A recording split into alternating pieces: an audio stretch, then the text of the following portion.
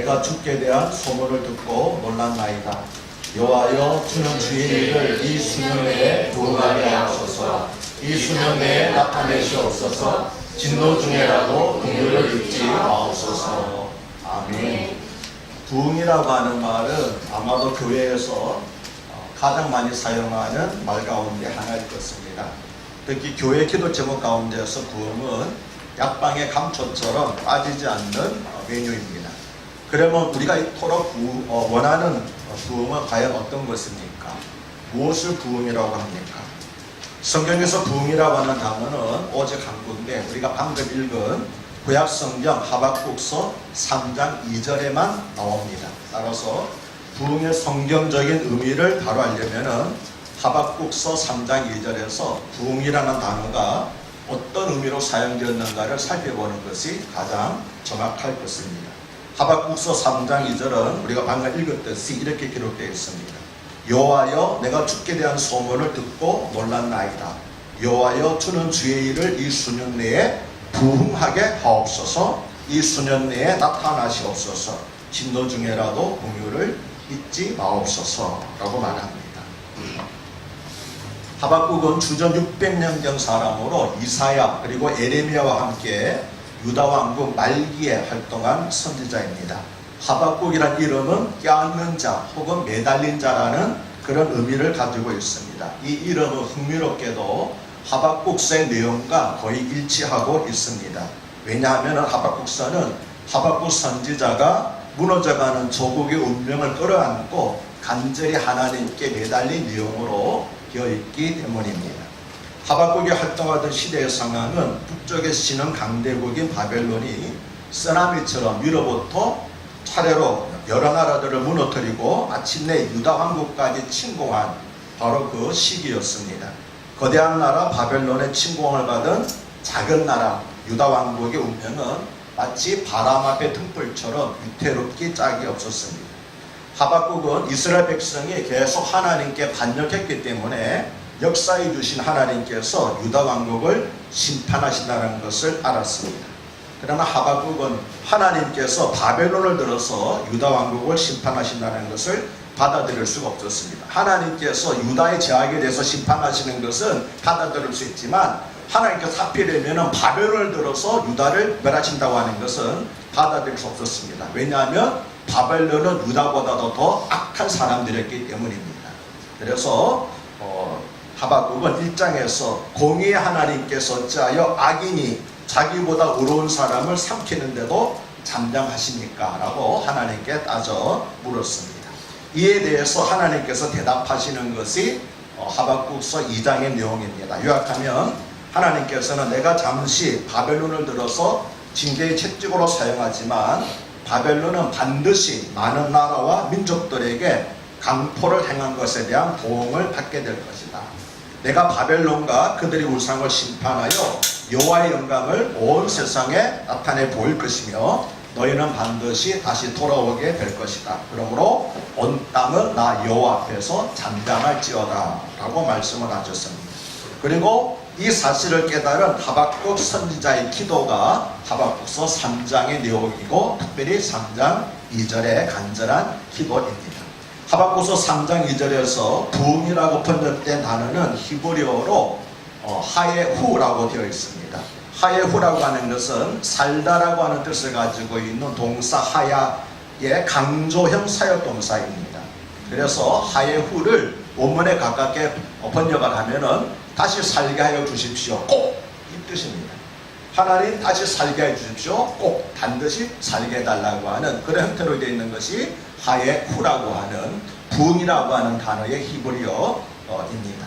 부응이라는 단어를 NIV 성경은 르뉴라고 번역했고 킹제임스 성경과 NASB 성경은 리바이브라고 번역을 했는데 킹제임스 성경과 NASB 성경이 보다 원만에 가까운 번역이라고 할 수 있겠습니다.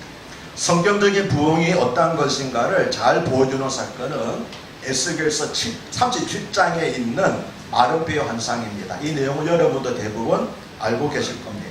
에스겔은 주전 597년 바벨론이 유다 왕국을 침공해서 왕족과 귀족들을 포로로 삼아서 바벨론으로 끌고 갈 때 함께 끌려가서 바벨론에서 활동한 선지자입니다. 성경에 보면 많은 선지자들이 있는데 이 포로전의 선지자들이 대부분이고 포로 후의 선지자들은 에스겔과 다니엘 두 사람을 일으켜서 포로의 선지자라고 그러는데 바로 에스겔이 포로 후의 선지자입니다. 그는 포로로 끌려가서 4년 후에 다시 말하면 그가 30대 초반일 때에 어떻게 생각하면 여러분 나이 또래입니다.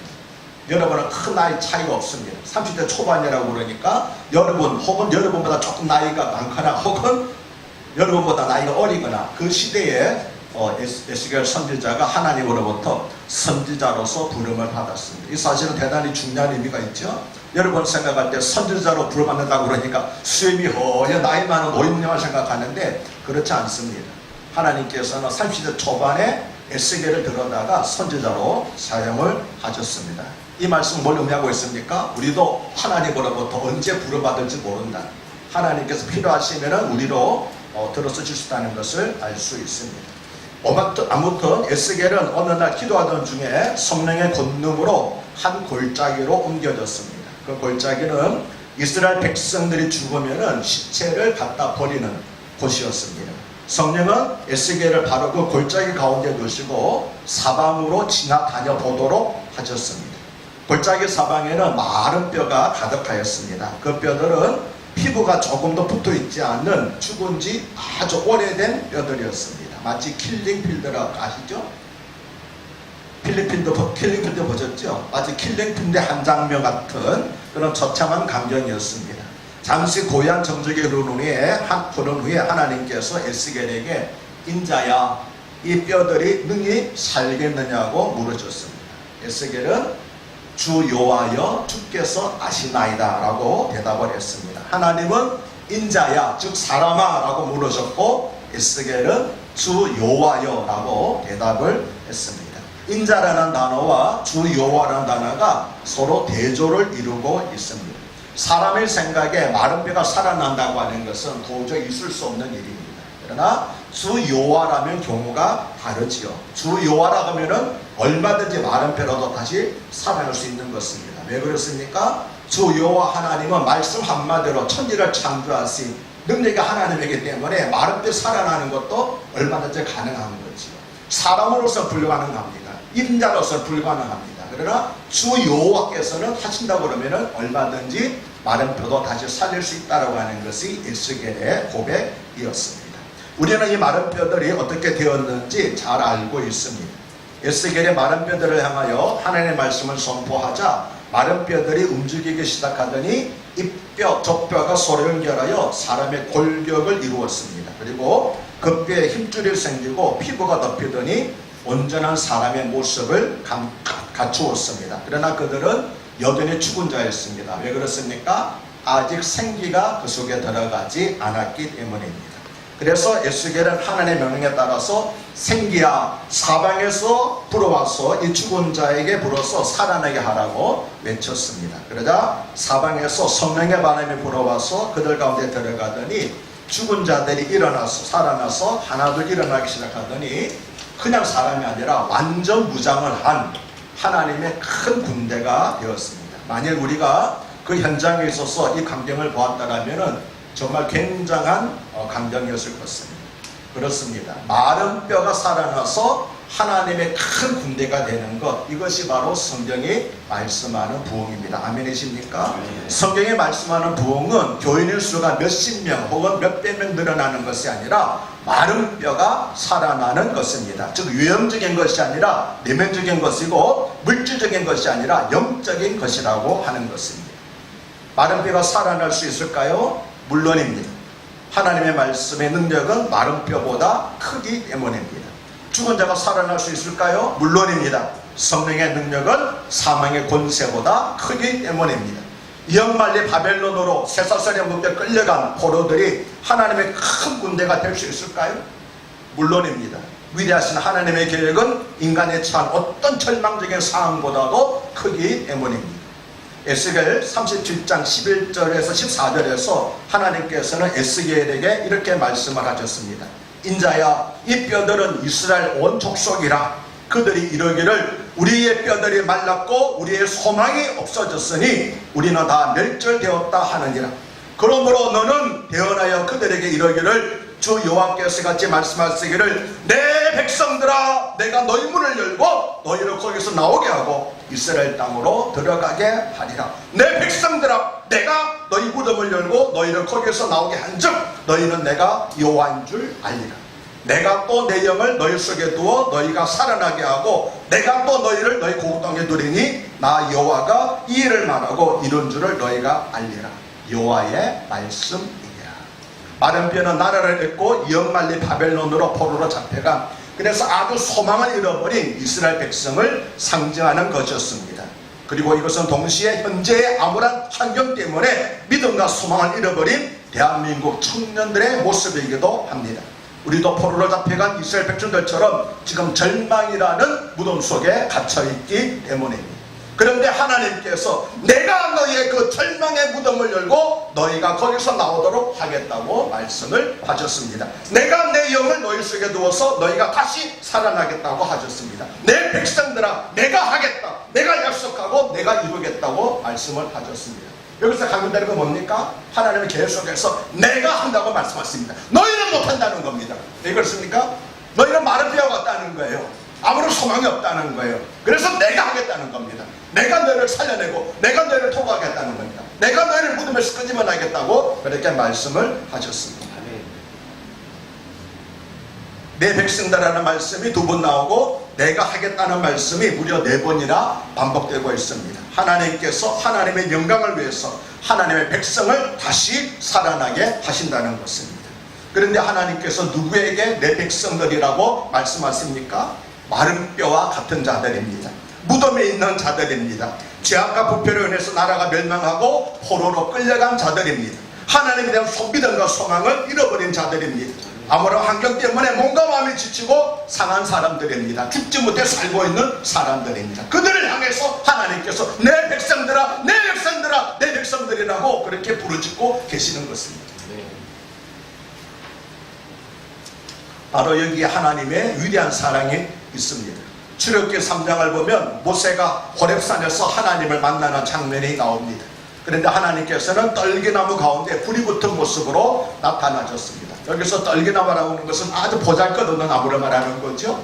그 보잘것없는 나무는 애굽에서 노예로 살아가던 이스라엘 백성을 상징하는 것이었습니다. 그리고 떨기나무 가운데 불이 붙은 것은 하나님께서 떨기나무 같은 노예를 살고 있는 이스라엘 백성들 가운데서 거하신다는 것을 상징적으로 보여주신 것이었습니다. 그런데 하나님께서는 바로 그 떨기나무 같이 비참한 이스라엘 백성들을 향하여 내 백성들이라고 말씀을 하셨습니다. 내가 애굽에 있는 내 백성의 고통을 분명히 보았다고 말씀하시고 이제 내가 너를 바로에게 보내어 너에게 내 백성 이스라엘 자손을 애굽에서 인도하여 내게 하리라고 말씀을 하셨습니다. 누구에게요? 가시떨기나무 같은 보잘것없는 노예를 살아가고 있는 멸시대 받고 있는 이스라엘 백성들에게 내 백성들이라고 계속 말씀을 하셨습니다. 궁휼이라고 하는 단어는 하나님의 사랑을 보여주는 대표적인 단어입니다. 그런데 히브리어에서 궁휼이라는 단어와 자궁이라는 단어는 똑같이 네헴이라는 단어로 되어 있습니다. 여러분 꼭 기억하시길 바랍니다. 궁휼이라는 단어와 자궁이라는 단어는 똑같은 네헴입니다. 그래서 궁휼을 가리켜서 하나님의 모성애라고 합니다. 하나님께는 아버지 같은 사랑도 있고 어머니 같은 사랑도 있는데 사랑하는 자들을 징계하시는 것은 하나님의 불성애적인 사랑이고 범죄하고 배악한 백성을 끌어안는 것은 하나님의 모성애적인 사랑입니다. 하나님께서 우리를 궁휼히 계시는 것은 우리를 잘나서 그러는 게 아닙니다. 어머니가 그렇잖아요. 어머니가 아이를 임신하고 10개월 10개월 동안 어머니 뱃속에서 기르고 있지 않습니까? 얼마나 조심스럽게 합니까? 걷는 것도 조심스럽게 하고 앉는 것도 먹는 것도 조심스럽게 합니다. 왜 그렇습니까? 혹시라도 연약한 아이가 그렇잖아 이 피부치가 떨어질까봐 죽을까봐 그같이 우리를 보호하고 계시는 것이 하나님의 궁휼하신 사랑인 줄로 믿으시길 바랍니다. 내가 강하고 잘나서 사랑하시는 거 아닙니다. 우리 연약함을 궁휼히 계시기 때문에 어머니 모성 같은 사랑으로 우리를 사랑하고 계시는 줄로 여러분 믿으시기를 바랍니다. 하나님은 잘난 자식만 사랑하는 것이 아닙니다. 하나님은 못난 자식도 사랑하십니다. 못난 자식이 더 부모 마음에 걸리듯이 하나님은 떨기나무 같고 마른 뼈 같은 우리가 더 마음에 걸리십니다. 그래서 출애굽기 3장 10절에서 내가 애굽에 있는 내 백성의 고통을 분명히 보았다고 말씀하시고 9절에서 다시 애굽 사람이 그들을 괴롭히는 학대도 내가 보았다고 말씀을 하셨습니다. 잘 나가는 걸 보시는 것이 아니고 고통 가운데 있고 학대받고 있고 슬픔 가운데 있는 것을 내가 보았다라고 그렇게 말씀하셨습니다. 하나님은 지혜 가운데서 신음하면서 사탄의 노예로 살아가는 우리를 더 불쌍히 여기시고 안타깝게 지켜보고 계십니다. 이것이 바로 하나님의 궁율이라는 사랑인 줄로 믿으시기를 바랍니다. 그러므로 부흥을 위해서 우리가 먼저 해야 할 일은 하나님 앞에 나아가서 무릎을 꿇는 것입니다. 각자의 죄를 고백하고 회개하면서 하박국처럼 겸손히 하나님의 자비와 궁율을 구하는 것입니다. 기독교 역사를 보면은 대부흥이 있기 전에는 반드시 먼저 죄에 대한 뼈아픈 회개가 있었습니다. 한국 기독교 역사에 큰 핵을 지었던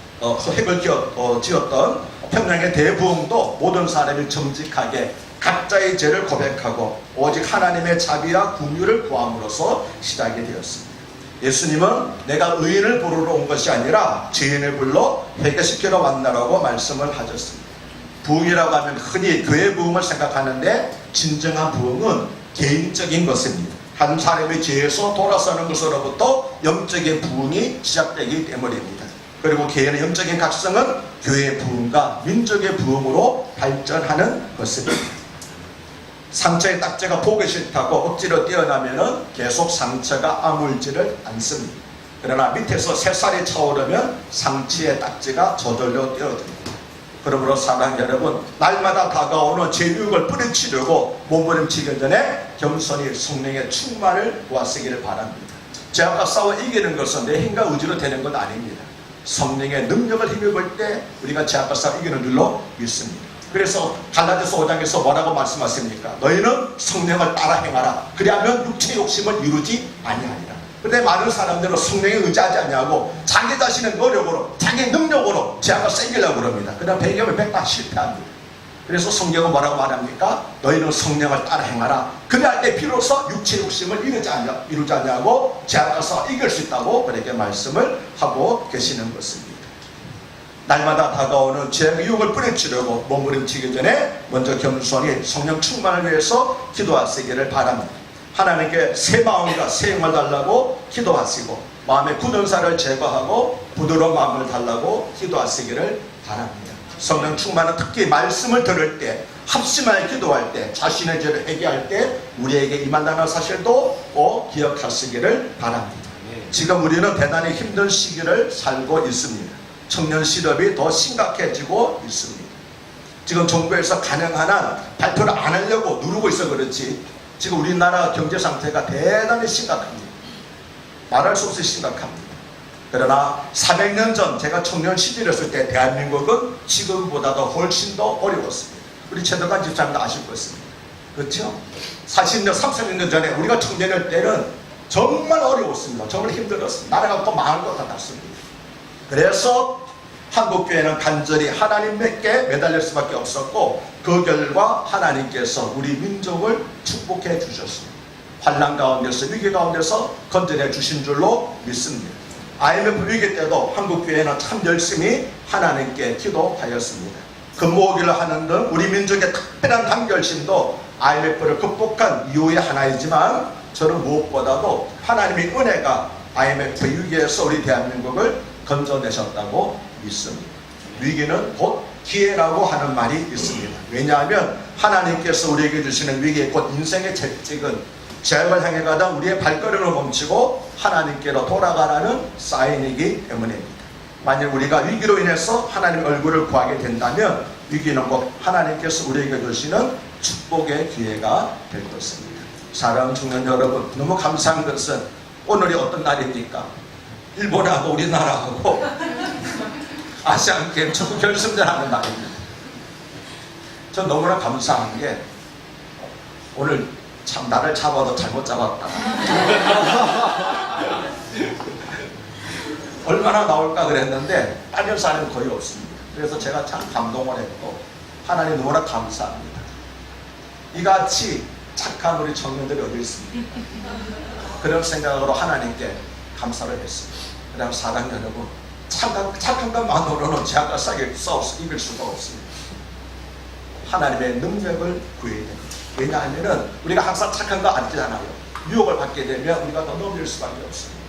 사랑 여러분, 하나님께서 귀한 믿음을 주셔서 여러분이 시간 하나님께 나와서 부르짖으면서 말씀을 들으면서 기도하는데 마른 배를 살려셔서 가지고 살리면 끝나는 거 아니잖아요. 하나님의 큰 군대로 만들어 주신 그런 하나님의 능력이 우리 가운데도 임하게 해달라고, 우리 개인적으로도 임하게 해달라고. 그래서 가지고 살아난 청년들로 말미암아서 우리 교회가 살고 나아가서 한국교회가 살게 해달라고 여러분 간절히 기도하시고, 이 기도가 하나님 앞에 상달될 줄로 믿습니다.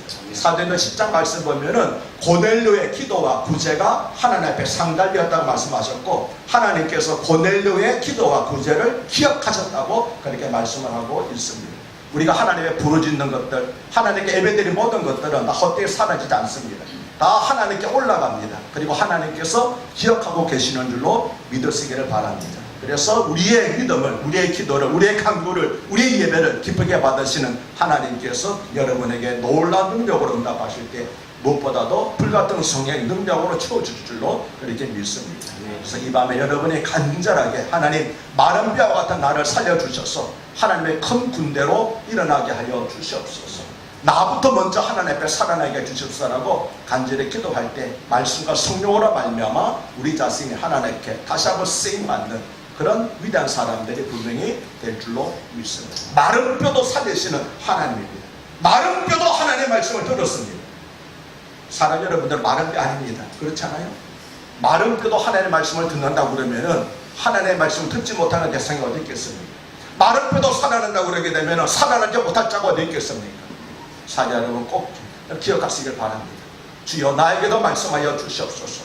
주여 나에게도 성령의 생기가 불어오게 하여 주시옵소서. 그래서 무덤문을 박차고 절망의 무덤을 열고 나와서 나도 하나님의 큰 군대로 한번 쓰임받게 하여 주시옵소서. 우리 근사한 교회도 하나님 영원히 작은 교회 끝나는 것이 아니라 하나님 정말 하나님께 크게 쓰임받을 수 있는 그런 교회가 되게 해달라고 내가 간절히 기도하실 때 우리 기도가 우리의 간구가 하나님 앞에 상달되고 기억된 바 되게 해주셔서 여러분 은혜 받은 여러분을 말미암아서 우리 교회가 큰 소망 가운데 서게 될 줄로 믿습니다. 하나님 아버지 은혜를 감사합니다. 오늘 사랑하는 청년들을 보면서 마음이 뜨거워져서 하나님께 부르짖었습니다. 하나님이여 마른 뼈를 듣게 하신 하나님, 우리 사랑하는 청년들이 귀를 열어서 말씀을 듣게 해주시니 감사합니다. 마른 뼈에 생기가 들어가신 하나님 아버지, 우리 사랑하는 청년들 가슴 속에 뜨거운 성령의 바람이 들어가게 하신 것을 감사드립니다. 이제는 일어나는 시간입니다. 말씀을 듣고 성령을 흥겨라 말미암아 일어나는 청년들이 되게 하여 주시옵소서. 다시 살아나는 끝나는 것이 아니라 하나님의 강한 군사로 일어나게 하여 주시옵소서. 이들로 말미암아 교회가 부흥되게 하시고, 이들로 말미암아 한국교회가 경신되게 하시고, 이들로 말미암아 우리나라 민족의 미래가 있게 하여 주시옵소서. 우리는 비록 작은 사람입니다. 그런데 하나님께서 많은 사람을 찾는 것 아닙니다. 하나님께 헌신된 한 사람을 찾고 계시는 줄을 믿습니다. 너희 가운데서 성부른 인자를 막았을 한 사람만 찾아라. 그러면 내가 이 성을 용서하리라고 말씀을 하셨습니다. 하나님 아버지요, 하나님을 찾으시는 그 한 사람이 우리 청년들이 되게 하여 주시옵소서. 이들로 말미암아서 하나님이 우리가 살아나게 해주시옵소서. 대한민국이 다시 무너지지 않고 일어나게 하여 주시옵소서. 그렇게 하여 주실 우리 주님 예수의 이름 받들어 감사하며 축복하며 기도하옵나이다. 아멘.